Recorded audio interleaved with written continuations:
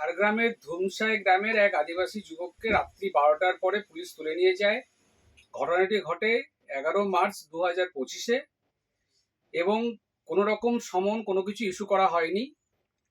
পরবর্তীকালে জানা যায় তাকে নওয়াগ্রাম পুলিশ স্টেশনের যে অফিসার সে অ্যারেস্ট করেছে এবং তার ফ্যামিলি কোর্টে দ্বারস্থ হয় এবং একদিন পরে তার জামিন হয়। কিন্তু জামিন হওয়ার পরেও সেই ব্যক্তিকে রিলিজ করা হয়নি। অর্থাৎ 14 তারিখ কোনো রকম পরিবারকে কোনো কিছু না জানিয়ে একটা ক্ষতবিক্ষত দেহ তাকে এই পরিবারকে হ্যান্ডওভার করা হয়।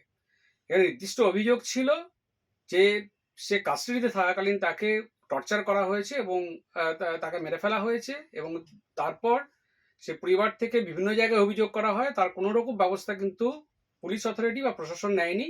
তাই হাইকোর্টে দ্বারস্থ হয়েছিল। আজকে যেটা অর্ডার হয়েছে যে এই যে ঘটনাটা ঘটেছে সেটা একটা কাস্টাডিয়ান ডেথের ইস্যু।